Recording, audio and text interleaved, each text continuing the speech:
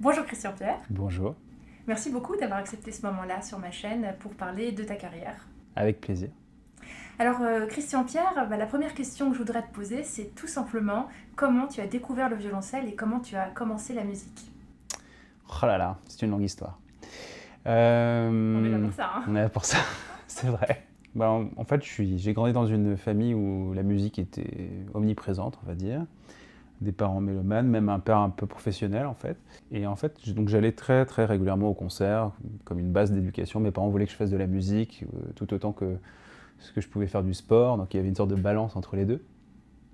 Et donc j'ai découvert la musique comme ça. J'ai d'abord commencé par le piano pendant assez longtemps. Et puis à un moment donné, mes parents m'ont un peu tendu une perche en me disant mais tiens, tu fais un instrument à clavier, pourquoi tu n'essayerais pas un instrument à cordes? Et donc là, je me suis interrogé, je me suis dit mais qu'est-ce que je pourrais faire comme instrument? Je trouvais que le violon était un peu conventionnel et on est en 1989, c'est la chute du mur de Berlin. Et je me souviens très bien, c'était cette image de Rostro qui joue devant le mur. Et c'est exactement le moment où je décide, où je me dis, mais tiens, c'est fou, avec le violoncelle, on peut faire des grandes choses, quoi. Ça me marque. Et il se trouve que ça corrobore aussi avec un moment de ma vie où, en fait, je vais à un concert et il y a une sorte de violoncelle, de solo de violoncelle dans un orchestre. Et ça me marque, ça me touche, en fait. Je me souviens, c'était une sorte d'ensemble itinérant russe qui venait. J'étais à Aix-en-Provence à cette époque-là. Et il y avait un grand festival qui s'appelait le festival Zino Francescati. Et donc j'ai grandi aussi avec tous ces grands violonistes qui venaient dans ma ville et que je voyais en étant petit, quoi. Et du coup, ces deux événements ont fait que j'ai demandé à mes parents, tiens, pourquoi pas, je pourrais peut-être essayer le violoncelle. Alors il se trouve que mon père était professeur de toutes les disciplines théoriques, l'orchestre au conservatoire d'Aix-en-Provence, donc c'est vrai que j'ai eu un accès un peu privilégié, parce que évidemment j'ai été bien guidé. Quoique j'ai été inscrit au conservatoire comme n'importe quel élève ou étudiant. Et puis voilà, après ça s'est un peu perpétué, j'ai envie de dire. Voilà, j'ai accroché avec l'instrument, il y avait un côté très fusionnel, très, très intense. Et puis je me suis dit, en fait, le chemin s'est fait un peu naturellement. C'est un peu, comment dire, c'est quand on est mordu par quelque chose, vu que l'idée de mes parents, c'était vraiment un principe d'éducation. C'était en fait, tu vas à l'école, tu fais du sport, tu fais de la musique, et tout ça fait une sorte de milkshake qui construira la personne que je suis. Et c'est vrai, je trouve que c'est un principe qui est hyper intéressant, parce que du coup, ça donne une forme d'ouverture. Je pense que c'était ça leur souhait. Et il se trouve que je pense quand même, enfin en tout cas de ce que j'en entends, c'est que c'est vrai que je suis allé très vite. Je sais pas, j'avais une appétence pour la musique de façon générale. Je jouais pendant des heures sur un piano. Voilà, je travaillais assez naturellement parce que ça me plaisait. J'avais envie d'aller vite sur l'instrument aussi. Donc c'est vrai que je mettais même un peu la charrue avant les bœufs. Je voulais faire du vibrato tout de suite. Donc mon prof, il me freinait plus qu'autre chose. Enfin, il me freinait. En tout cas, il essayait de cadrer les choses pour que je n'aille pas trop vite non plus. C'est-à-dire que je brûle pas toutes les étapes. Voilà, c'est un peu comme ça que ça a commencé. J'avais surtout, j'écoutais, voilà, surtout beaucoup à cette période, beaucoup la radio, un peu en moi-même en fait. J'allais dire en cachette, mais pas vraiment. Mes parents, ils étaient très contents. Et ouais, c'était un peu, je découvrais beaucoup de musique comme ça, au hasard. T'as continué le piano aussi en parallèle? J'ai continué le piano jusqu'à peu près mes 15-16 ans, donc assez longtemps, jusqu'à peu près la fin de la scolarité en piano. Et alors c'est marrant parce que les choses se sont très inversées. C'est ce qu'on dit souvent au piano, on arrive, on joue une touche et ça marche tout de suite, ça fait un son. Chez nous, c'est vraiment, bon, il faut être patient, vous qui nous regardez. Soyez patient, ça prend du temps. De créer un son, de le modeler, de progresser, etc.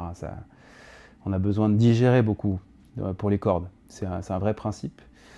Mais donc du coup, en fait, au tout départ, je voulais vraiment être pianiste. C'est-à-dire que ça m'était évident, puisqu'en fait, il y avait une forme de facilité d'accès de l'instrument. C'était facile, je pouvais jouer tout ce que je voulais très vite, beaucoup plus vite, j'apprenais vite. Donc j'ai eu la chance d'avoir un papa qui m'a, c'est vrai, un peu très très bien guidé dans l'apprentissage du solfège notamment. Alors oui, Encore une fois, vous qui nous regardez, le solfège, c'est quand même une des choses les plus importantes, on est d'accord. La compréhension de la musique sur l'instrument, c'est d'abord la compréhension sur le texte. On ne le dit pas assez souvent, mais enfin, dans les grandes classes, si, évidemment, mais c'est vrai qu'il m'a beaucoup orienté dans ce sens-là. Il était très exigeant pour les lectures de notes, le rythme, etc. Il a fait en sorte que j'apprenne ça assez rapidement et de façon très jeune. Donc ça m'a apporté un bagage, évidemment, tout de suite. Je m'en suis pas vraiment aperçu, en fait. J'ai eu cette chance. C'est-à-dire que j'étais tout jeune et j'avais déjà, finalement, intégré tout ça. Tout ce qui est tous les grands rythmes, toutes les figures compliquées, l'histoire de la musique, etc. Enfin, c'était... voilà. Et puis voilà, les choses se font, quand elles doivent se faire, elles se font assez naturellement, finalement.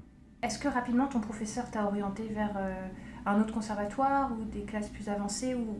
C'est-à-dire qu'en fait, j'ai fini tout ce que je pouvais faire dans ma ville. Et c'est vrai que je me suis retrouvé à 13 ans, 12-13 ans, en ayant quasiment tout fini. Et donc je me suis dit, bon, bah, et mes parents, ils se demandaient un peu ce qu'il fallait, voilà, que faire après. Donc ils évidemment se sont renseignés. Et j'ai eu la chance d'avoir joué à un concours de fin d'année, d'avoir des professeurs de Paris qui étaient à ce jury et qui m'ont dit, mais si tu veux, tu peux nous rejoindre à Paris. Donc j'ai rejoint la classe d'un Aixois qui était de là d'ailleurs, mais qui était prof au CRR de Paris à ce moment-là, qui s'appelait Dominique de Villancourt, qui m'a un peu pris sous son aile, qui m'a beaucoup aidé à ce moment-là, quand j'étais tout jeune, hein, je devais avoir 13-14 ans. Et donc je suis rentré au conservatoire au CRR de Paris pendant 1 ou 2 ans, et après j'ai fait la transition avec le CNSM. Et aussi avec Philippe Muller aussi à ce moment-là. C'est-à-dire que je voyais déjà Philippe Muller pour préparer l'entrée au CNSM, et voilà, et puis ça a été un peu le chemin tracé. Bon, non sans encombre, hein, parce que c'est difficile, évidemment. Il y a plein de questionnements à plein d'endroits, plein de moments de la vie de violoncelliste. On ne sait jamais vraiment ce qu'on va devenir quand on est un jeune apprenti musicien. C'est dur de se projeter, je trouve. C'est très dur.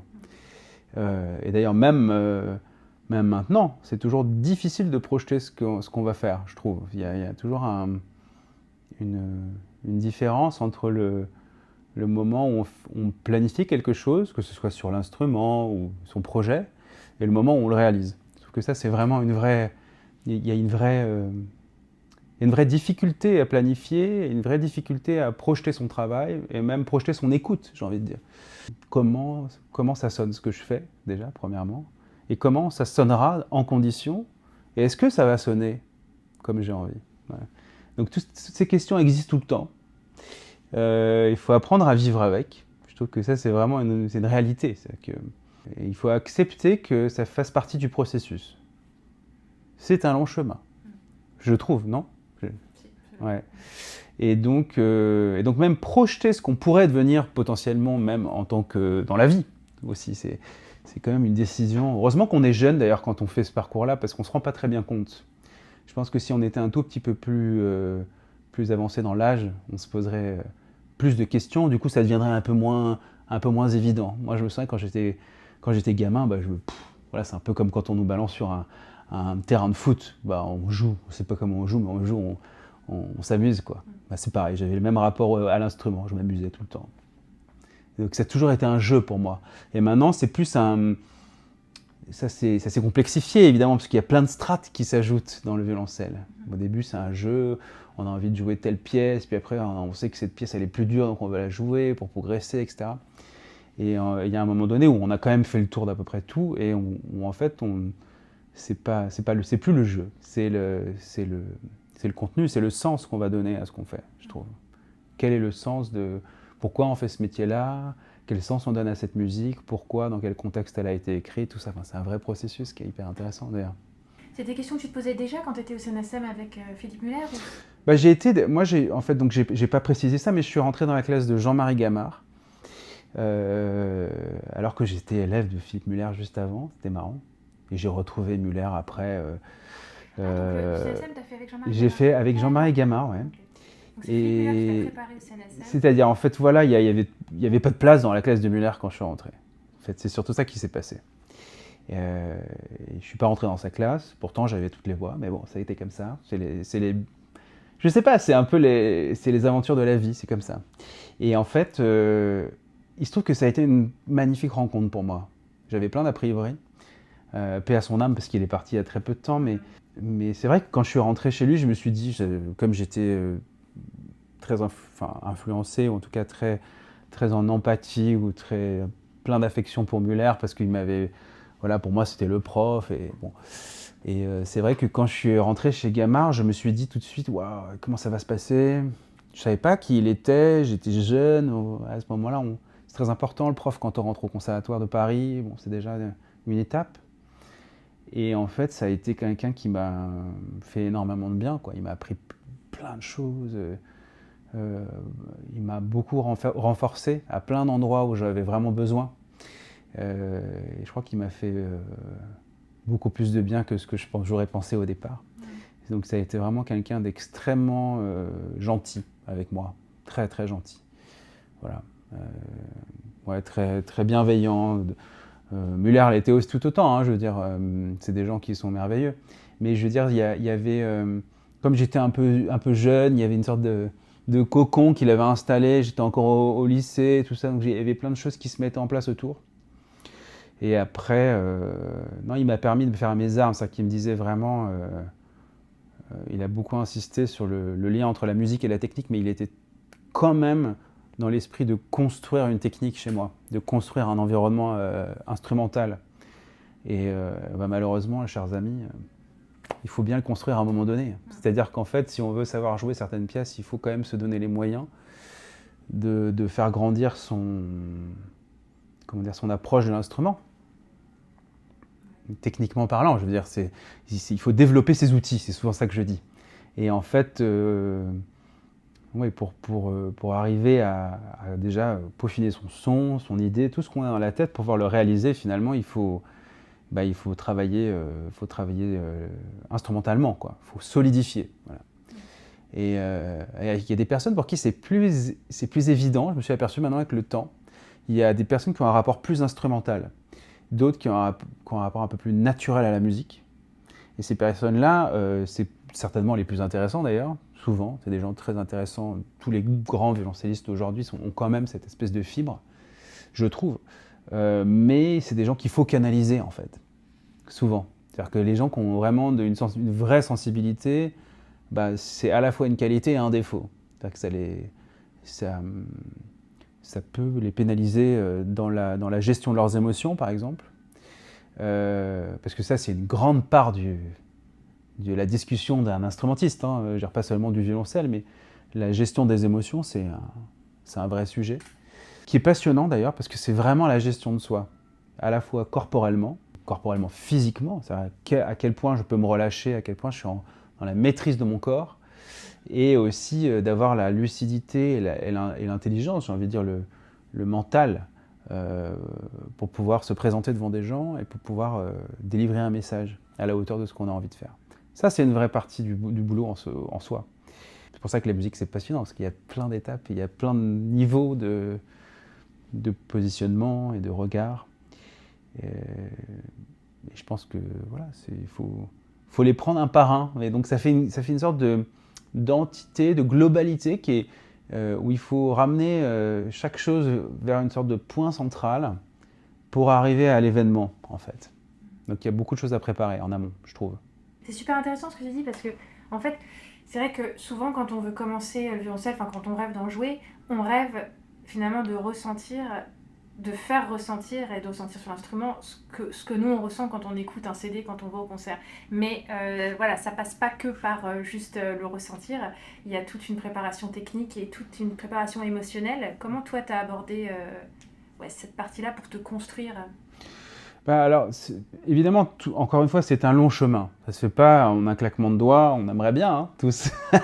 Mais c'est pour ça que il faudrait que la société reconnaisse ça, d'ailleurs. Moi, je suis un peu en crise en ce moment. Je trouve qu'on n'insiste peut-être pas, on ne reconnaît pas peut-être à la juste hauteur l'investissement d'un artiste aujourd'hui dans notre société.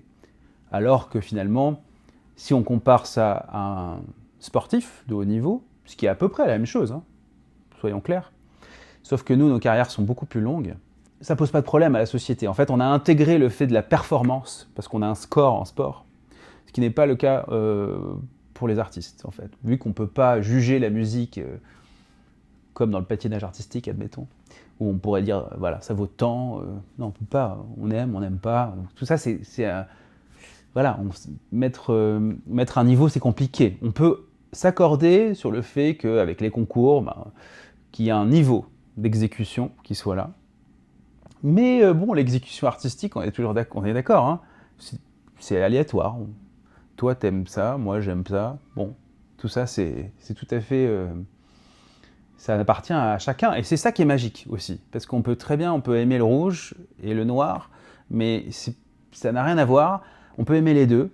Et c'est important que ces deux couleurs soient là. Même si le noir n'a pas une couleur. Mais bon, ou rouge et bleu, on va dire. Donc c'est intéressant qu'il y ait un peu... Je trouve qu'il y ait une vision globale. Par contre, dans la préparation, il y a plein d'étapes. Donc déjà, il y a la préparation instrumentale d'une pièce à jouer, si on parle. Je pense que c'est important.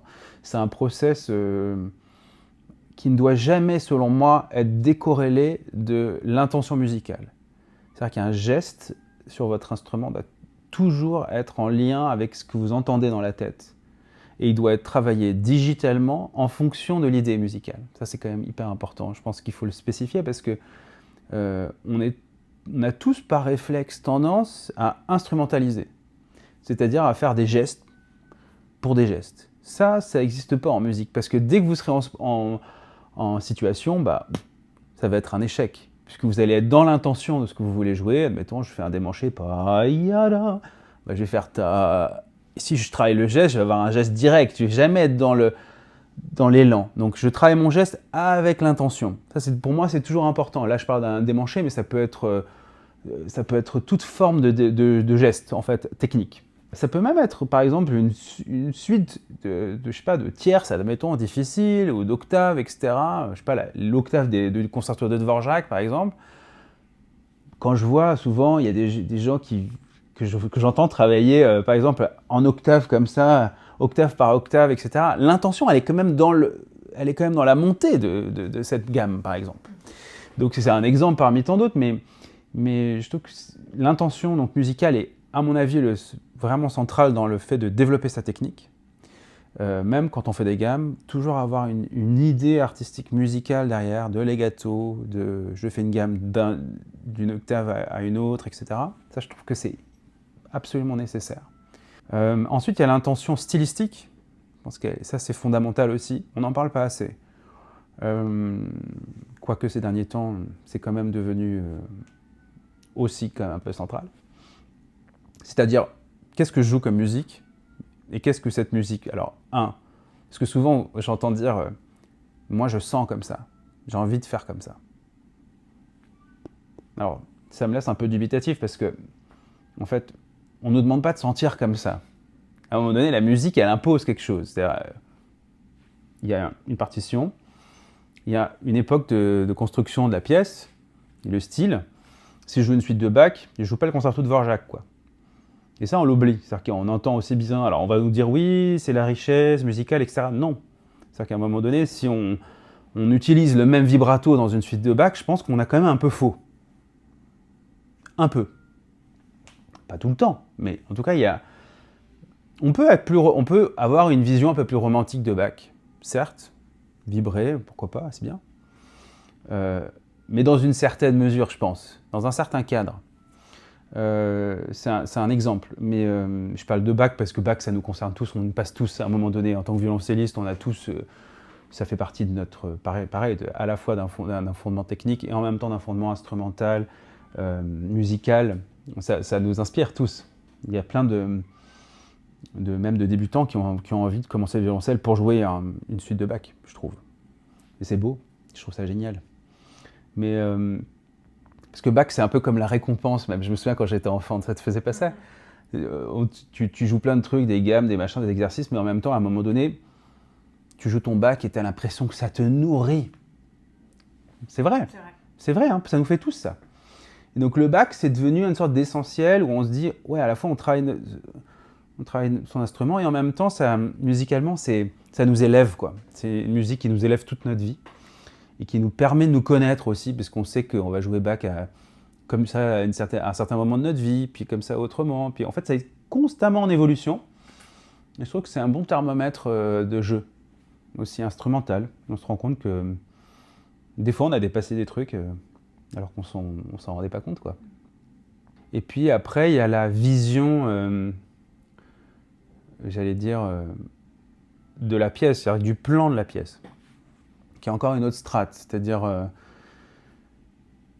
de quel point je pars, de quel point je vais, comment la pièce est organisée. C'est quand même important, il y a un plan dans une pièce, je veux dire, c'est bon. Et qu'est-ce que moi je fais de ce plan-là? C'est-à-dire que comment j'interprète tout ça, comment je le vois. Mais souvent, on a envie d'en faire trop. C'est-à-dire que souvent, la clé réside, selon mon humble expérience, dans ce qui a marqué, quoi. Non, on est d'accord. Souvent, c'est quand même déjà sur le texte. On a envie de surjouer, un peu de surcréer, et souvent, si on fait vraiment ce qui a marqué, c'est déjà vraiment pas mal, hein. Et on en oublie souvent, beaucoup. Voilà, c'est ça que je veux dire. C'est que, alors, Bach, c'est pas un bon exemple, mais par exemple, déjà dans Beethoven, ou même dans certaines petites pièces, tout simplement, on a quand même plein d'indicateurs de dynamique, de phrasé, qui nous permettent justement d'être le plus fidèle possible. Moi, c'est ma façon d'approcher la musique. D'essayer d'être fidèle à ce qu'on me montre, en fait. Comme je ne peux pas, la plupart du temps, parler au compositeur pour lui dire « Attends, ici, tu veux faire quoi ?» J'essaye toujours de me dire « Qu'est-ce qu'il a voulu dire avec ça? Pourquoi il a mis une note séparée et 3 notes liées ?» Il n'est pas bête. S'il avait voulu mettre 4, il aurait mis 4. Donc tout ça, c'est des petits détails, mais ça nous rapproche tous et ça nous montre une sorte de voie un peu naturelle à adopter, une sorte de... Non? J'ai l'impression que c'est quand même important. C'est un chemin général pour nous tous. Voilà. En fait, le sport, c'est c'est une très bonne discussion. Parce qu'en fait, on devrait avoir la même préparation déjà. Moi, je pense que quand on est musicien, on doit aussi avoir une préparation sportive et physique. On n'en parle pas assez, mais il y a une sorte de... Il faut prendre soin de son corps, en fait, surtout si on travaille beaucoup. En fait, le violoncelle, on a toujours l'impression que c'est un instrument naturel. Mais donc moi-même, j'ai pensé ça pendant de nombreuses années. Je trouvais que la position était assez naturelle. Okay, ouais. Certes. Mais je me suis aperçu quand même qu'on avait des forces, que les forces sur l'instrument étaient assez contraires, en fait. On doit quand même être, certes, en hauteur. Alors, c'est pas comme le violon, en fait, mais ils ont une sorte d'appui aussi au violon. Tout ça, ça peut être contredit, hein, je dis pas. Je dis juste que moi, mon ressenti, c'est qu'on a aussi des forces contraires. Le fait de faire ça, et le fait d'être toujours particulièrement quand on a le bras fermé en bas du manche, c'est souvent là où on a quand même le plus de mal à jouer. Enfin, moi je trouve, pour moi c'est la position qui peut poser le plus de problèmes. D'ailleurs, je le vois généralement avec tous les élèves que j'ai. Et même, le fait d'avoir le bras fermé, il faut qu'on trouve En fait, il faut adapter, je pense. Et c'est pas si naturel que ça. Peut-être que la position du pouce l'est, pour le coup, je trouve. Mais le rapport de force, par exemple, sur l'archet, est pas si naturel que ça, entre la vitesse d'archet et la pression qu'on va y mettre. Et ensuite vient la question du vibrato. Le vibrato n'est pas non plus une oscillation si naturelle que ça, du bras. Donc ça demande à avoir aussi une condition physique, je trouve, et ça demande à faire quand même assez attention. C'est mon expérience, d'être en conscience physique de ce qu'on fait. Voilà, ça c'est important. Je pense qu'on peut jouer une pièce en étant un performeur. Il y a des gens qui font ça très bien d'ailleurs.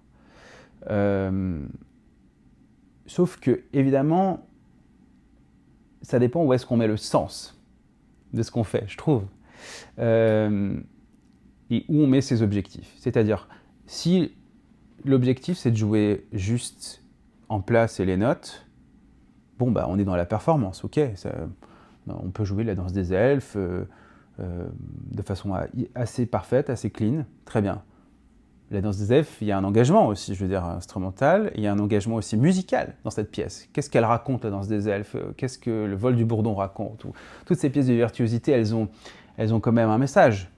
Elles veulent dire quelque chose, elles représentent quelque chose à l'intérieur même d'un tout, ou même si c'est une pièce isolée.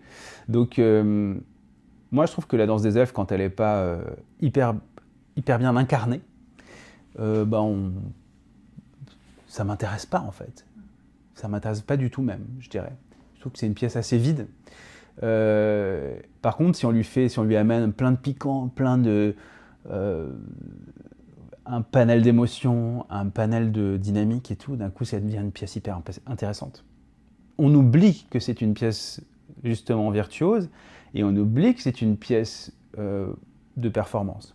Elle peut être une performance en tant que telle, c'est-à-dire vraiment on joue la danse des elfes, on arrive à la jouer, on a joué les notes, c'est nickel, mais est-ce que ça suffit pour autant? Je suis pas sûr.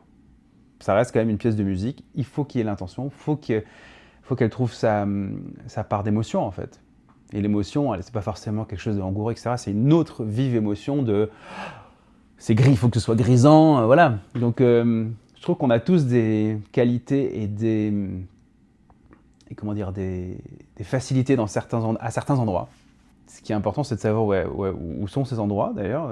Et le plus on avance, le mieux on se connaît, le plus on a expérimenté des choses, à tous les niveaux d'ailleurs. Au début, on a l'impression qu'on maîtrise plus ou moins bien ça, alors que bon, on s'est peut-être trompé, parce qu'on a peut-être moins la vision claire de ce qu'on peut faire, on s'est moins entendu. Alors maintenant, ce qui est bien, dans les nouvelles générations, ce qui est quand même génial, c'est que comme on a tous un téléphone et qu'on peut tous se filmer, c'est quand même un avantage, je trouve, qui est génial. C'est-à-dire que par rapport à avant, où on avait besoin d'un matériel pour s'enregistrer et tout, maintenant on peut se filmer, on peut se voir, on peut analyser des choses aussi corporellement. On peut tout de suite se corriger, donc on peut aller beaucoup plus vite. Ça, c'est quand même vraiment bien. Et pour nous tous, c'est super. C'est un gain de temps génial. Bon, alors il y a plein d'autres trucs sur lesquels moi je suis un peu moins... Je trouve qu'on perd un tout petit peu de sens. Et moi le premier, je veux dire, on est aussi accroché à nos téléphones, tout ça, pour pas les bonnes raisons. Ce qui nous permet vraiment souvent de perdre du sens dans l'ouverture de notre esprit, de notre créativité. Parfois le fait de s'ennuyer, je veux dire, pour les enfants par exemple, on dit souvent, les enfants ils sont sans cesse stimulés, on dit, stimulés par des écrans, stimulés par toutes sortes de choses. C'est important de s'ennuyer en fait. C'est important que même quand on apprend un instrument, on explore en fait, on n'est pas non plus... je me souviens, c'est un exemple, mais par exemple, quand je faisais du piano ou du violoncelle, j'avais le cadre. Je savais que je devais jouer telle pièce, etc. Puis il y a des moments, je m'envolais dans mes rêves, je commençais à jouer, j'improvisais, je faisais n'importe quoi, je sais pas. J'étais dans la sensation, j'étais dans le plaisir en fait. Et ça, c'est un truc qu'il faut garder. Parce que je trouve que c'est là-dedans qu'on arrive aussi à ouvrir ses sens, à imaginer plein de choses, à se dire « Ah tiens, ça, je pourrais sonner ça comme ça ». Et je trouve qu'il faut toujours garder cette part comme ça d'imaginaire, de visualisation. Et on est tellement dans un monde du concret où en fait il y a toujours un truc qui nous rappelle à l'activité, en fait, d'être toujours en mouvement en fait. Qu'on en perd cette espèce de... Voilà. C'est notre époque qui veut ça. Je dis pas qu'il faille lutter, qu'il faut être démago et qu'il faut pas être il faut pas vivre avec son monde et avec son temps. Mais je pense qu'il faut aussi savoir parfois se couper un peu pour réfléchir, pour être comment dire, pour réfléchir et pour s'écouter intérieurement. Voilà. C'est super important, je trouve, dans notre monde. Alors, pour revenir chronologiquement à ta carrière, quand tu es sorti du conservatoire de Paris, qu'est-ce qui s'est passé pour toi? Quelles sont les directions que tu as prises? Alors, il y a eu plein d'étapes. Comme je suis sorti assez jeune, je me suis dit, mais qu'est-ce que je vais devenir? Ça va être l'enfer. La peur de l'après. Et en fait, ça a été, comme j'avais un peu peur de l'après, j'ai passé tout de suite les concours. Donc j'ai voulu rentrer en Allemagne, parce que j'avais rencontré deux grands profs à cette époque-là, Boris Pargamenchikov, qui était l'école russe, chez qui j'avais d'abord destiné un peu la suite de mon parcours dans sa classe. Et malheureusement, il est mort pendant l'été. Oui, assez prématurément. Et du coup, j'étais aussi en contact à cette époque-là avec Franz Elmerson.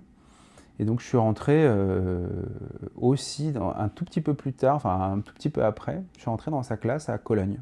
Je devais aller à Berlin au départ. Et en même temps, comme je m'étais dit, bah, on ne sait jamais, si jamais ça ne marche pas, je vais quand même tenter le 3e cycle à Paris.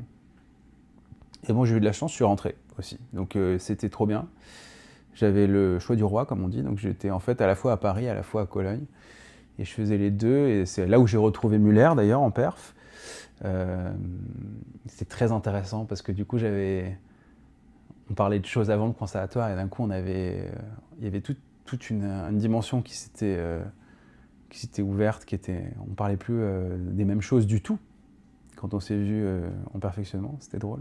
Il était content de ton évolution? Bah, je sais pas, il faudrait lui demander, mais je pense que oui. On est en bon terme. S'il nous regarde. Oui, parce que l'enseignement de Gamard est quand même assez différent de celui de Muller. C'est-à-dire, il est différent, mais en même temps, il provient exactement de la même personne, qui est André Navarra. Et donc, en fait, comment décrire ça? Je pense que Philippe Muller, il a un peu plus, comment dire, il s'est un peu plus détaché de l'héritage de Navarra en ayant fixé certaines choses, mais en s'inspirant beaucoup aussi de l'école américaine, de différentes écoles, on va dire, de ce qu'il aurait pu. Et en fait, c'était surtout, à cette époque-là en tout cas, c'était quelqu'un qui avait l'art de la synthèse. C'est ce qui a fait que ça a été un très grand prof. C'est-à-dire qu'en fait, il ne disait pas grand-chose, pas beaucoup parfois, ou beaucoup sur très peu de choses, mais de façon extrêmement... Il avait un esprit très cartésien, très synthétique. Là où Gamard était quelqu'un qui était plus resté dans l'héritage de Navarra, où il était complètement investi de cœur. J'ai envie que c'était quelqu'un de beaucoup plus émotionnel avec tout ça, quelqu'un qui se sentait l'héritier d'ailleurs. Je pense que c'était d'ailleurs celui qui était le plus marqué par Navarra, qui était le plus dans la ligne. Vraiment, on ne pouvait pas faire plus... D'ailleurs, au tout début, il voulait faire comme lui, c'est-à-dire qu'il enseignait de la même manière, il faisait tout comme Navarra. Là où je pense que Philippe Muller, lui, il était beaucoup plus en rupture. Il était déjà dans sa stylistique, sa façon d'enseigner, etc. Donc ça, c'est ce que j'en retiens. Mais je trouve d'avoir eu la chance d'avoir les deux, c'était un combo incroyable. Parce qu'à la fois, j'avais quelqu'un qui avait l'art de la synthèse au moment où j'étais peut-être le plus prêt à le recevoir. C'est-à-dire que j'étais en perf, j'avais déjà beaucoup plus d'acquis, j'avais pas le même bagage, quoi, c'est sûr. J'avais beaucoup plus d'expérience. Et j'étais passé par une sorte de papa du violoncelle avant et après, qui avait fait un peu la synthèse avant et un peu après. Et au milieu, j'ai eu quelqu'un qui m'a légué des bases incroyables, et en plus qui ne m'imposait pas. C'est-à-dire que j'étais pas forcément d'accord avec lui. Oui, j'étais un dur à cuire quand même, hein, quand j'y pense. Mais par exemple, j'avais déjà des idées sur Bach. Par exemple, je n'allais jamais jouer Bach comme il pouvait me dire de le jouer. Et jamais il m'a dit non, il ne faut pas faire comme ça. Jamais, jamais, jamais. Par contre, il fallait que ce soit dans l'instrument et qu'il y ait du son. Ça, c'était important. Et en fait, c'est une bonne école, parce que tu peux toujours évoluer à partir de ça. Tu peux toujours trouver ta voix. Mais c'est vrai, si demain tu joues et que t'as pas de son et que tu as un son tout fluet et que tu joues pas très juste ou entre les deux, c'est quand même... voilà. Et il faut aussi que je rende hommage à l'assistant que j'avais à ce moment-là. C'est Raphaël Perrault, qui est violoncelle solo du National maintenant, qui a fait un travail incroyable avec tous les élèves à ce moment-là aussi. Donc, les assistants au CNSM, ils sont incroyables. On n'en parle pas souvent, mais ils font beaucoup pour les classes. C'était une sorte de combo, il y avait d'autres profs, il y avait... Le Conservatoire de Paris, pour moi, c'était une émulation. D'ailleurs, je trouve que c'est une des meilleures écoles du monde parce que tu apprends des autres aussi beaucoup. Enfin, tu t'en rends pas compte, mais la première personne que j'ai rencontrée au CNSM, c'était Jean-Frédéric Neuburger. Et il avait 13 ans, c'est un pianiste incroyable. Et je viens de faire mon dernier disque avec lui. Voilà, j'ai fait quasiment tout mon parcours avec lui. C'est rare de rencontrer des gens comme ça quand on est jeune. J'aurais peut-être jamais rencontré si j'avais pas été au conservatoire. Ou toute cette génération, il y avait quand même des gens merveilleux. Voilà. Et du coup, Franz Emerson, comment ça s'est passé? Alors, Franz Emerson, lui, c'était vraiment une rupture dans mon parcours. C'était autre chose. C'était comment dire, c'était l'héritage Rostropovitch plus. Là où on m'avait beaucoup parlé de l'école française, j'avais l'impression de sortir de cette école française qui était façonnée à plein d'endroits. Là, j'ai vraiment découvert l'univers plus pensée allemande, avec tout ce que ça implique de rigueur musicale et développement du son à la russe. Et donc ça, c'était un combo. En fait, j'ai beaucoup travaillé les allonges de main droite. Je me souviens, j'ai énormément développé mon archet avec lui, énormément, parce qu'il insistait sur le fait que toute projection sonore, en fait, est faite par l'archet. Et là où j'avais une technique extrêmement, tu vois, avec toute la dimension des doigts, etc., un peu comme des ressorts qui viennent de la technique Navarra, où en fait tu es complètement dans l'appréhension de micro-gestes presque, tu vois. Là, d'un coup, tout ça, c'était OK, mais en fait, c'était le bras, quoi. Le bras. Et quand tu vois Rostro et toute cette époque de tous ces Russes, en fait, eux, pour le coup, la grippe, ils s'en foutent un peu, hein. Mais par contre, ce qui compte, c'est il faut que ça sonne, quoi. Et donc, en fait, c'est l'entraînement de la corde. Et donc, c'était génial parce que j'ai beaucoup appris à développer. J'avais du mal au début parce que c'est difficile. C'est un développement qui prend beaucoup de temps, en fait. Particulièrement quand tu arrives sur scène, parce que c'est des choses que tu peux appréhender que chez toi, dans ta pièce, etc. Mais dès que tu es un tout petit peu en tension ou dès que tu es un tout petit peu en train de surveiller d'autres choses, souvent, qu'est-ce qui se passe? Tu rétrécis, quoi. Donc ça, c'est pour tout le monde pareil. C'est-à-dire que dès qu'on est confronté à l'autre ou au public, il y a un phénomène un peu de fermeture, je dirais, ou en tout cas de tension, de restriction un peu. Et donc, de trouver ça sur scène, c'était d'autant plus difficile voilà, mais tout ce que je dis, c'est des choses, je pense qu'il y a beaucoup de gens qui se reconnaîtront dans ce que je dis, parce que c'est vraiment un processus tout à fait naturel et normal. Il y a vraiment ce côté, l'ouverture du bras et le fait de jouer extrêmement libre. Là, on a des collègues qui jouent à côté de nous, mais justement, il y a ce côté ouverture vers l'autre, du son et du violoncelle. Et ça, c'est quelque chose de difficile, en fait. Ça prend du temps. Encore une fois. Donc c'est beaucoup ça m'a beaucoup appris. Et après, je dirais que c'est surtout ça qui m'a appris, et surtout la vision musicale des pièces du grand répertoire, où j'avais déjà une première vision, mais Elmerson m'a vraiment ouvert des perspectives que je n'avais pas encore entendues par rapport à moi-même. C'est lui, c'était merveilleux, parce qu'il pouvait dire 3 mots des fois après, et j'avais l'impression qu'il y avait un champ de possibles dans mon travail qui était hallucinant. C'est-à-dire que je ne me rendais pas forcément tout compte, mais dès que j'arrivais chez moi, que je travaillais, je me disais « Ah oui, il m'a dit ça, oh là là. » Et là, je commençais à pouvoir chercher, quoi. Je cherchais, je me disais « Ah ouais. » Voilà, c'était aussi l'époque des concours, où je préparais des concours, etc. Et ça a plutôt bien marché, d'ailleurs. Parfois, ça n'a pas marché non plus, hein. Bon, je ne sais toujours pas pourquoi, d'ailleurs. Mais c'est vrai, mais il y a toujours des moments où tu ne sais pas vraiment pourquoi. Le jury ne comprend pas. Tout merde, tu as 2 choix. Hein. C'est souvent ce qu'on dit. Soit tu as un jury qui a adoré ce que tu as fait, soit il n'a pas aimé. Donc voilà. Donc c'est toujours, encore une fois, c'est ce que je disais, on est dans un monde qui est un peu... il n'y a pas de score. Donc tu peux plaire à quelqu'un et la personne à côté, tu peux lui déplaire. C'est normal, ça fait partie du jeu. Et moi-même qui me suis trouvé maintenant, qui me trouve dans les jurys, des fois j'hallucine. J'hallucine et je le dis. Je peux être dans un jury avec des gens qui jouent à très très haut niveau, avoir des collègues que j'estime énormément, et on peut écouter la même personne et penser exactement l'opposé. Donc c'est comme ça. C'est la richesse de la musique et en même temps l'ambiguïté du concours. C'est pour ça qu'à la fin, souvent, ces derniers temps, je le trouve, pas tout le temps, on ne peut pas généraliser, mais un concours va amener un niveau. Donc la personne qui va... on va dire les premières marches du podium sont souvent des gens qui, finalement, se retrouvent à un niveau de jeu qui va correspondre au plus de gens, en fait. Mais ça ne va pas être forcément des personnalités particulières, en tout cas, qui se démarqueront. Moi, je trouve. Et tu t'es retrouvé en tant que jury à écouter quelqu'un qui jouait super bien, mais à pas aimer ce qu'il faisait?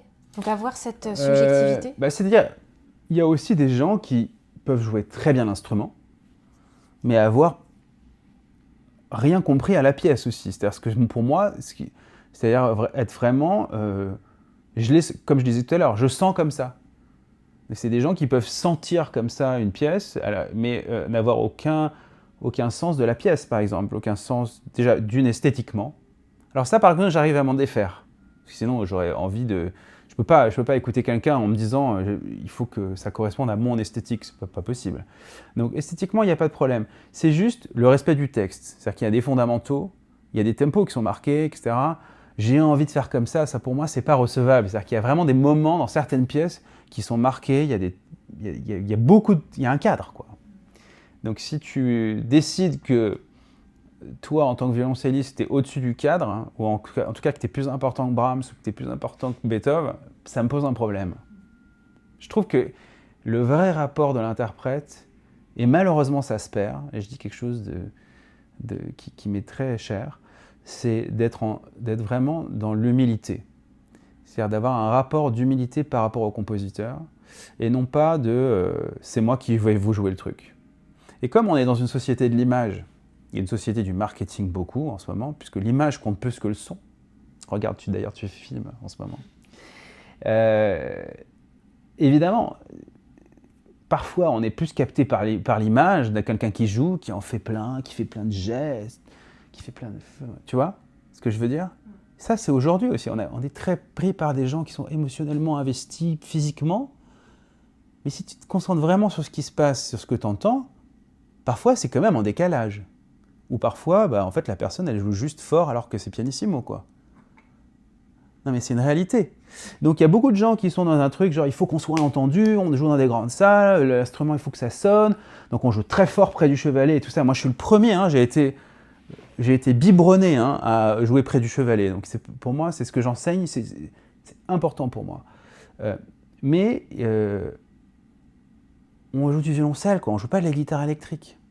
À un moment donné, la qualité sonore, la beauté, l'émotion, le caractère, ça a plus de poids et de sens pour moi que la performance, justement, dont on parlait. La beauté de la musique, c'est la différence. Mais la différence dans le respect de ce qu'on fait. Et ça ne me dérange pas qu'on ait une esthétique. Par exemple, j'étais en Hongrie, à Budapest récemment, et c'est une école que j'adore parce que, par exemple, ils jouent très différemment de nous, les violoncellistes là-bas. Pas du tout la même approche, de vibrato, le positionnement, etc. Par contre, le respect du texte, mon Dieu, c'est incroyable. Tu vois, ils ont un rapport, un sens. Et donc, ça ne sonnera pas, ils ne vibrent pas pareil, émotionnellement, ce sera différent. Les Russes, c'est pareil, on jouait avec, ils seront beaucoup plus passionnés, etc. Mais ils sont toujours dans un respect de ce qui a marqué, dans une volonté de servir. Voilà. Et ça me fascine, je ne voudrais pas que ça se perde.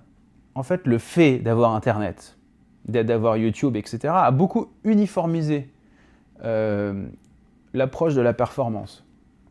C'est ça mon constat, c'est qu'en fait, finalement, si tu écoutes, on a une tendance, là où à l'époque, le seul moyen, la seule manière d'écouter, c'était le vinyle, le CD, et finalement, des fois, tu trouvais pas, tu n'étais même pas en conscience de ce qui pouvait se faire aller dans un autre pays.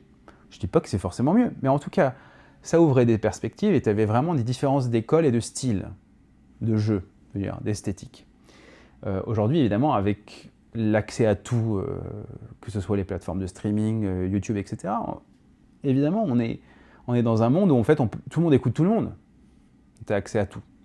Donc forcément, ça uniformise le discours et en fait, un Coréen va pouvoir jouer exactement comme un Japonais, ce qui n'aurait jamais été le cas avant, déjà, tu vois, c'est pas si loin. Et un Coréen va très souvent se former aux États-Unis, par exemple, etc., ou en Allemagne, et va avoir finalement un jeu qui sera très proche d'un Allemand, par exemple, ou d'un Américain. Donc c'est ça que je veux dire, c'est que moi, je suis pour les différences. Et en ce moment, c'est vrai qu'il y a beaucoup de gens qui se disent je vais apprendre aussi en copiant telle ou telle chose, sans justement passer par ce travail d'introspection et d'identification de qu'est-ce que je veux vraiment moi, en fait. C'est quoi mon son? Qu'est-ce que ça veut dire, cette musique pour moi? Tout ça, tout ce questionnement qui fait qu'on arrive à avoir des choses très différentes, en fait. Est-ce que tes élèves, tu vas leur recommander de ne pas forcément écouter d'enregistrement, d'essayer de partir de la partition Alors, moi, je ne suis pas extrémiste, pas du tout. Et en fait, je fais juste un constat. Je dis juste qu'il faut être prudent de ne pas trop aller dans un sens ou dans l'autre. Il faut juste trouver... C'est une question de mesure, en fait. C'est toujours pareil. Je dirais que c'est toujours bien, quand on travaille une pièce, d'écouter de la musique. Ça, on peut écouter plein d'interprétations pour son plaisir, etc. Et différentes, d'ailleurs, c'est assez intéressant. Mais quand on approche une pièce, par exemple, et qu'on sait qu'on doit la jouer, c'est bien aussi d'avoir un peu une distance avec ce qui peut se faire, pour soi-même laisser de la place, quoi. Pendant la période où tu dois jouer cette pièce, tu vois. Et justement, ne pas faire ce qu'on aurait tendance à faire, c'est se dire, bon alors je travaille ça, tiens, je vais écouter 50 versions. D'ailleurs, parfois, quand tu écoutes 50 versions, tu t'y perds. Parce que tu te dis, mais attends, mais moi, à la fin, je dois faire quoi? Donc je trouve que c'est bien de te dire que, voilà. Alors après, ce que je fais souvent, c'est par exemple, si j'ai un élève ou que je vois, ou même moi, parfois, ou s'il y a un endroit où je suis à court, admettons, je vais essayer d'aller écouter une version qui est aux antipodes. Ou si je sais que je dois développer certaines choses dans mon jeu, ou dans le jeu d'un élève, par exemple, admettons, il y a un des étudiants qui joue, où il est hyper investi au niveau du vibrato et au niveau de sa vitesse d'archet, etc. Il est hyper émotionnellement investi. J'ai plutôt l'encouragé à aller écouter des gens qui ont une vision pure, baroque, etc. pour qu'ils voient, tu vois, le penchant à l'opposé. Et donc c'est intéressant parce que du coup ça crée une balance. Du coup, quand il va revenir, il va se dire « Ah ouais, en fait, c'est possible de jouer complètement différemment. » Donc c'est plutôt comme ça que je veux orienter les choses, d'un point de vue pédagogique, là. Et même pour moi, des fois, ça m'intéresse d'aller écouter des choses qui sont vraiment aux antipodes de ce que j'aurais envie de faire, parce que ça me permet justement de trouver une meilleure mesure et une meilleure balance dans ce que je fais, souvent. C'est-à-dire que là où je vais me restreindre sur certaines choses, je vais me dire « Ah ouais, non, mais là, c'est peut-être, je me suis un peu trop restreint. » Donc, Bautumer, on est toujours dans cette recherche d'équilibre. Je ne sais pas si on la trouve un jour d'ailleurs. Mais en tout cas, on essaye de trouver sur le moment ce qui nous paraît le plus en rapport avec la pièce. Et puis pour conclure sur mon parcours, une fois que j'ai eu... Moi, mon but dans la vie, c'était de rencontrer les plus grandes personnalités. J'avais envie d'être inspiré, j'étais fan des gens, en fait. J'étais fan des artistes. Je dirais que... Après Elmerson, la grande figure qui m'a marqué, c'est quand j'ai rencontré Stephen Isserlis. Et donc là, c'était vraiment, j'ai parachevé un peu mon parcours parce que lui, si je devais le résumer, il avait une phrase qui était merveilleuse, qu'il dit tout le temps d'ailleurs. Il dit tout le temps, arrête de jouer comme un violoncelliste, joue comme un musicien. Et à chaque fois, je pense à lui parce que ça m'a beaucoup marqué, parce que justement, j'ai pris la mesure à ce moment-là que le violoncelle ne comptait pas. C'est-à-dire qu'en fait, ça dépassait l'instrument, vraiment. Je me posais plus la question de... Il me disait, je m'en fous de ce que tu fais, en fait. Peu importe, tu peux jouer les doigtés et tout, tu me demandes pas, en fait. Il y avait un côté comme ça, un peu... En fait, oui, évidemment, les coups d'archet... Il parlait énormément de faire des coups d'archet hyper originaux, évidemment, d'être évidemment plus proche de ce qui avait marqué. Mais il y avait cette dimension qui dépasse totalement le côté instrumental. Et en fait, c'est ça qui est beau, c'est que c'est ça l'ultime, en fait, je trouve, dans notre métier. C'est ce qui fait qu'à un moment donné, on devient vraiment professionnel. C'est quand on dépasse le cadre de l'instrument et qu'on fait de la musique, quoi. C'est qu'on se pose plus... On est passé par tellement d'étapes qu'on a fait la synthèse et qu'il n'y a plus que la musique qui sort. Enfin, t'écoutes pas tu te dis pas « Ah oui, il a fait tel doigté, etc. » T'es complètement dans le discours. Et Steven, c'est quelqu'un qui a cette dimension-là, aussi à la fois stylistique, qui te fait réfléchir à beaucoup d'endroits, quoi. Et je dirais que c'est un peu comme Yo-Yo Ma, c'est un peu des personnes qui ont tellement réfléchi, qui sont tellement posé des questions à plein d'endroits que voilà, c'est hyper intéressant. Et il y a une autre personne qui m'a beaucoup marqué, c'est Itzhak Perlman aussi, le violoniste que j'ai rencontré à New York, avec qui je bossais beaucoup à cette époque-là, parce que j'allais passer mes étés en Amérique. En fait, il y avait voilà, toutes les académies d'été, Ravinia, il y avait aussi le Perlman Programme, son programme à lui, où en fait c'était sur une île, et on passait tous les étés on jouait des sextures de Brahms, toute la musique de chambre, etc. Et je faisais beaucoup de musique de chambre aussi à ce moment-là, donc j'ai un peu commencé comme ça en fait. J'avais formé un trio qui s'appelait le trio d'Ali. Et enfin, on l'avait formé en se disant, bon, on était 3 copains, on s'est dit, tiens, on va faire de la musique, ça va être super. Et en fait, on a gagné les 3-4 concours qu'il y avait de l'époque, voilà. Et au Japon, en Allemagne, je sais plus, aux États-Unis, à New York et à Vienne.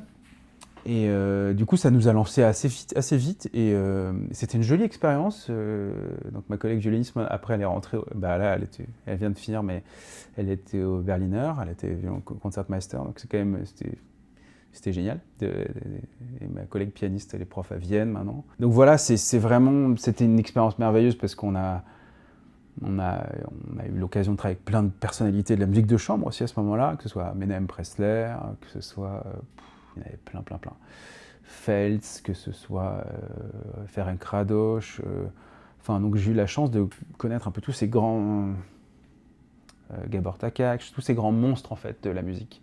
Ça m'avait aussi permis d'avoir un point de vue qui n'était pas celui d'un violoncelliste, mais d'un musicien de façon générale. Donc d'avoir un positionnement qui est un peu différent, que j'avais aussi, donc qui était marqué par la musique symphonique. Mais symphonique aussi d'abord par les grands chefs d'orchestre, parce qu'il y a quelque chose que je n'ai pas raconté, qui est assez intéressant. C'est que mon papa, lui, avait fait des études de direction assez poussées et que quand il était jeune, il avait fait beaucoup travaillé avec Giulini et Celibidache. Et en fait, je me suis aperçu de nombreuses années plus tard que déjà jeune, j'avais reçu ça, j'avais quand même reçu cette transmission d'héritage, notamment de la part de la pensée un peu Giulini, Celibidache dans la façon de construire ses phrases, qui m'avait été transmis un peu naturellement par mon papa quand il me faisait travailler ma petite étude, mon petit feuillard comme ça. Et donc il m'expliquait déjà comment ça se construisait. Donc c'est quand même déjà une chance, je trouve. Et nettement plus tard, quand j'ai réalisé aussi que j'avais eu cette chance de déjà regarder la musique un peu autrement. Et après, évidemment, l'opéra, ça m'a toujours marqué parce que j'avais cette chance d'habiter à Aix, de pouvoir être un peu dans les coulisses parfois. Mes parents m'emmenaient assez souvent, je dois dire. Et puis c'est un art suprême, je trouve, l'opéra. Il y a quand même un peu tout dans l'opéra. Il y a tout. Il y a le théâtre, la musique, la danse, la mise en scène. Enfin, il y a tout, quoi. C'est une sorte d'absolu. Donc, je trouve ça toujours hyper intéressant. Il y a aussi l'aspect vocal, je crois, sur lequel je peux te dire 2-3 mots, qui est quand même assez central dans la façon dont moi je pense le violoncelle. Et d'ailleurs, même dans le répertoire, c'est vrai que il y a plein de fois où j'ai adapté du répertoire vocal au violoncelle, parce que je suis toujours parti du principe qu'il fallait quand même qu'on se rapproche de la voix sans que ce soit, je veux dire, une grande phrase généraliste. Souvent on le dit, hein, violoncelle, c'est proche de la voix, effectivement l'ambitus, tout ça, bon, très bien. Mais une fois qu'on a dit ça, bon, qu'est-ce qu'on en fait ? Et moi je trouve qu'il y a quand même un rapport à la façon de chanter. C'est-à-dire quand tu chantes certaines choses et que tu t'aperçois que tu les chantes d'une certaine façon, comment tu les reproduis avec ton instrument ? Comment tu les reproduis avec ton violoncelle ? Et donc il y a une façon de jouer vocale, on pourrait dire, que j'ai beaucoup développée et qui m'est très importante parce que je trouve que ça permet de démancher d'une autre façon, ça permet de phraser autrement.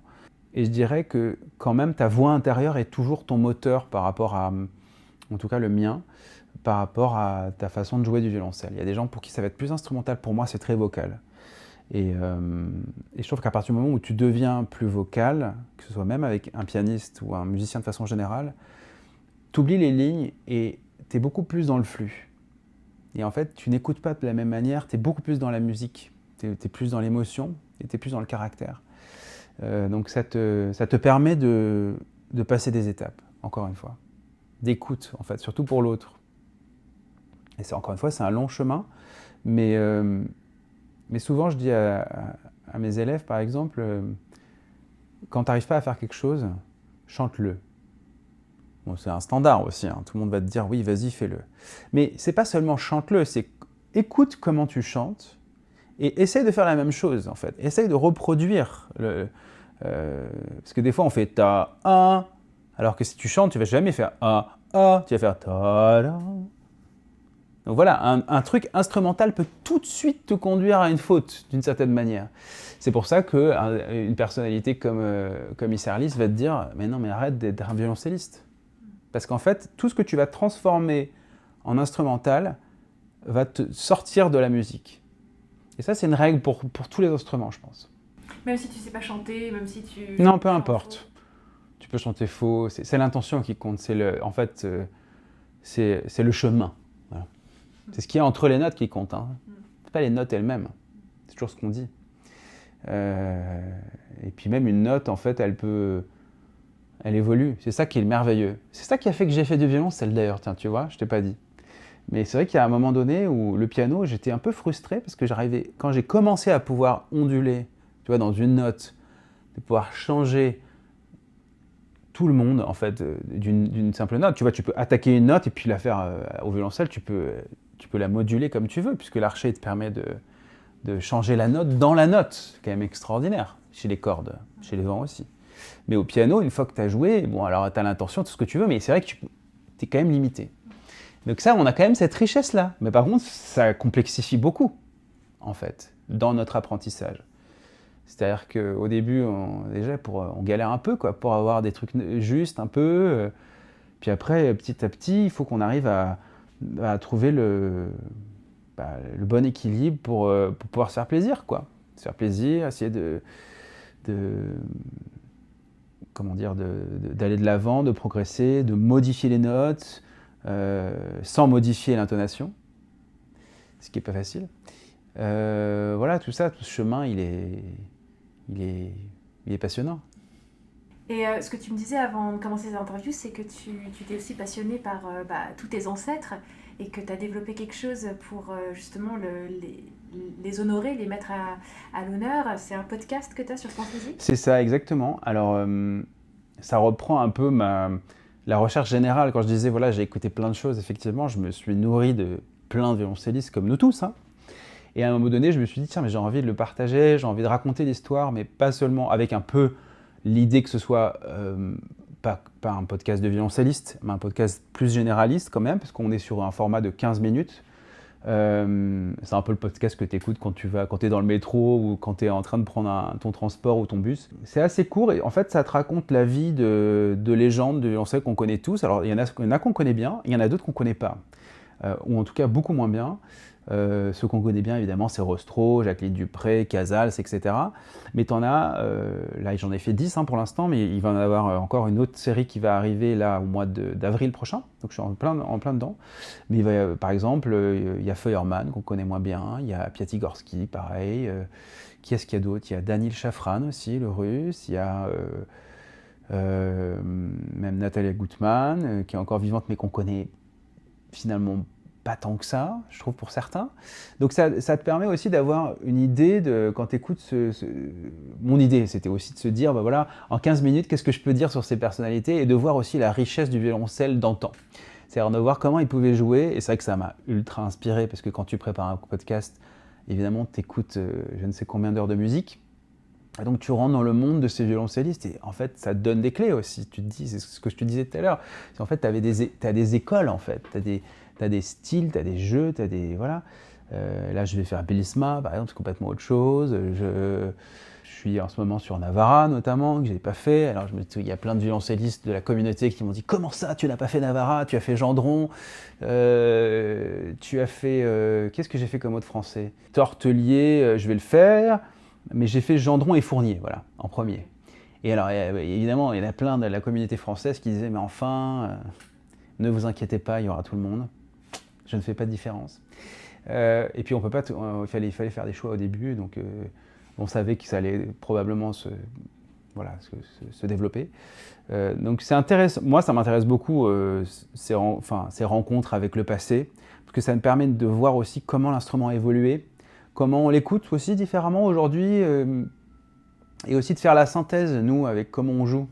C'est-à-dire de se dire, waouh, et tu t'aperçois très souvent quand même que tu as des choses qui se sont passées à ce moment-là qui sont extraordinaires, quoi. Et donc l'idée de ce podcast, c'est pas compliqué. Tu as l'avis du violoncelliste, l'œuvre de référence, enfin l'œuvre un peu iconique de la personnalité, tu vois. Alors pour Jacqueline Dupré, ça va être évidemment le concerto d'Elgar. Pour Fournier, ça va être les sonates pour violoncelle de Beethoven, par exemple. Pour Casals, ça va être plutôt les suites de Bach, parce que c'est quand même lui qui les a redécouvertes, tu vois, dans une librairie où on raconte toute l'histoire. Donc bon, ça donne un exemple. Et la dernière partie du podcast, c'est son instrument. L'instrument, le rapport de l'instrument du violoncelliste. Donc c'est pareil, ça te permet de faire le lien, de suivre un peu l'instrument, quel genre d'instrument mythique, de te dire « Ah bah tiens, ça c'est un Strad, ça sonne comme ça c'est un Goffreler, c'est différent ».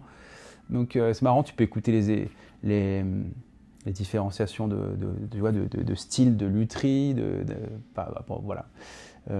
Ça m'intéresserait d'ailleurs de faire ça pour les violoncellistes vivants à un moment donné, tu vois. C'est ce que je te disais, ça peut être marrant parce que tu vois, les rencontres de violoncellistes, mine de rien, on a quand même plein de trucs à se dire. Ouais, voilà, je trouve que le lien au passé est très intéressant à partir du moment où ça te donne une vision un peu plus grande de ce que tu peux faire avec l'instrument. Et après, c'est à toi de tirer tes leçons, de trouver ton chemin et puis de trouver ton point d'équilibre, en fait. Parce que l'équilibre, il appartient un peu à nous tous, en fonction aussi de nos possibilités physiques, de notre corps aussi, parce qu'on n'a pas tous les mêmes doigts. Je trouve ça, c'est aussi on n'en parle pas très souvent, mais bien sûr, on peut faire la même chose avec notre outil qui est le violoncelle, mais en fonction de la morphologie aussi, on va pas sonner de la même manière, on va avoir... Et tout ça, ça se travaille. Il faut qu'on trouve notre point d'équilibre, en fait, en fonction. Si tu es petit, il faut que tu arrives... et que tu as une petite main, il faut que tu arrives à te stretcher, à trouver de la souplesse. Si tu es grand, il faut justement que tu arrives à trouver un équilibre pour te centrer plus. Donc voilà, moi je trouve ça super, c'est hyper intéressant. C'est un long chemin. Super, de toute façon, le lien de ton podcast, il est sous la vidéo, donc... Génial, je me sens soulagé d'un coup. Non mais allez voir, parce que c'est vraiment... C'est intéressant, je pense. Voilà, parce que c'est aussi le point de vue d'un violoncelliste sur ces légendes. C'est aussi le point, c'est que j'amène un éclairage sur les pièces un peu différent. Je montre peut-être aussi certaines pièces que tu ne connaîtrais pas forcément. Des pièces en création, par exemple. Tu t'aperçois que certaines légendes ont quand même créé des pièces mythiques. Je pense à Fournier, tu vois, je ne savais pas, c'est lui qui a quand même créé la sonate de Poulenc. Je ne savais pas que c'était lui, je ne savais pas que c'était lui qui l'avait fait la première avec Poulenc au piano. Bon, tu entends la première version avec Poulenc. Donc je passe un peu ma vie à fouiller les archives et ça me fait grandir en fait. En tout cas, merci. C'était sympa. Mais grand merci à toi d'avoir partagé tout ça, tes réflexions, tes conseils, ta vision de ce que c'est être violoncelliste, de ce que c'est que de jouer du violoncelle. Ouais, du violoncelle et être un musicien avant tout, c'est surtout ça. Et j'imagine que les gens qui sont là, qui vont nous regarder, ils vont se dire aussi que c'est aussi important de savoir quelle est la pensée de celui que tu écoutes. Je trouve que ça change un tout petit peu. Aussi, tu découvres comment ils rentrent dans la musique aussi, quels sont les points d'entrée, les difficultés. Et ce qui est certain, c'est qu'à mon avis, on a tous à peu près les mêmes difficultés, qui ne sont pas forcément placées aux mêmes endroits. Sur une pièce, on a toujours les mêmes difficultés. On a toujours à peu près les mêmes endroits où on va buter. Et pour certaines personnes, c'est plus difficile de surpasser ces difficultés parce que souvent, ils sont pas assez dans la conscience de qui ils sont en fait. Peut-être, souvent je dis, il faut essayer de placer ses oreilles dans la salle ou placer ses oreilles pas sur soi-même, mais un peu en dehors. C'est difficile en fait. Souvent, ce qui est le plus difficile, c'est d'avoir cette écoute, une écoute différente en fait. Ça aussi, c'est un point, je trouve, qui est hyper intéressant. C'est de pouvoir placer son écoute à un autre endroit. Et tu as déjà remarqué que quand tu joues du violoncelle, par exemple, en fonction de comment tu tournes ta tête, tu feras l'expérience chez toi. Mais si tu joues du violoncelle et que tu joues comme ça, ou si tu joues comme ça change complètement ta façon d'écouter. Ah ouais. Moi, j'avais jamais remarqué. Et tu le feras. Ouais. Tu verras ce que je te dis, c'est un truc de fou. C'est-à-dire qu'en fait, tu t'aperçois que c'est tes deux cerveaux qui sont dans une écoute Tu t'écoutes pas avec le même cerveau. Digitalement, enfin, c'est une façon d'écouter qui est tout à fait différente. Et tu vas voir qu'il y a une façon d'écouter qui t'apporte de la précision, où tu vas focaliser sur des choses très précises, et une autre qui est beaucoup plus globalisante, où tu seras plus dans la notion du son, dans la globalité de ton écoute. Donc ça, c'est très intéressant parce que ça te permet de te rendre compte que tu as des façons d'écouter, tu as des positionnements d'écoute. Pareil, est-ce que tu écoutes ici? Est-ce que tu vas sonner de la même manière quand tu écoutes à 1 mètre, à 20 cm ou dans une grande salle? Tu vois, tout ça, c'est différent. Comment tu vas projeter? De quelle manière comment tu vas amener le son? Donc ça, c'est des vraies réflexions à avoir. Parfois, tu as l'impression que ça sonne bien et puis tu t'aperçois, tu es déjà allé dans un concert où en fait, tu te dis, mais c'est super, je suis à un concert, mais j'entends pas grand-chose. Ça arrive, parfois. Et bien ça, c'est vraiment... Parfois, c'est pas la faute du gars qui joue, parce que lui, il entend très très bien là où il est. Il entend très fort.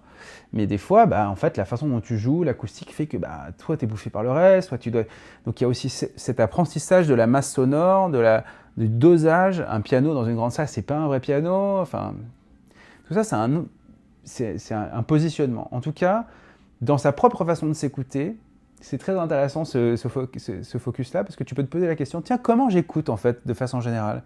Moi, souvent, je vois des élèves qui jouent comme ça, par exemple. Ou d'autres qui jouent complètement comme ça.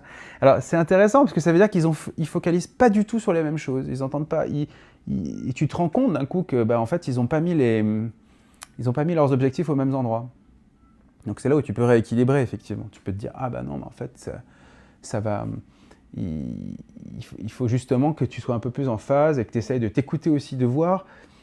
quand tu essayes ton instrument, par exemple, comment ça sonne si tu mets, par exemple, un micro, là, comme on aurait à 1 mètre, en fait. Le son que tu produis n'est juste pas du tout celui que tu entends, souvent. Et ça, c'est un truc dont on ne parle pas souvent, pas assez, selon moi.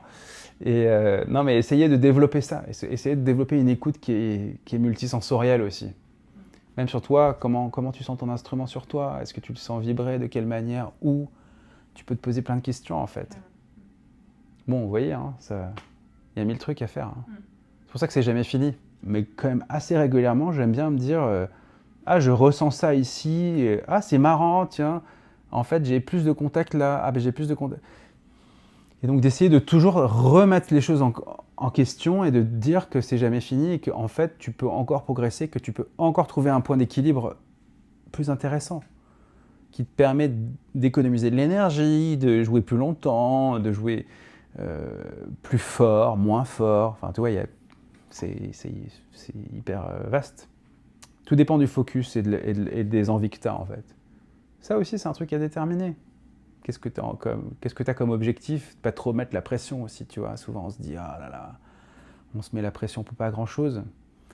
Et c'est pour ça que je parlais du plaisir, parce que je trouve que c'est hyper important de te dire à un moment donné, comment je peux me faire plaisir, en fait?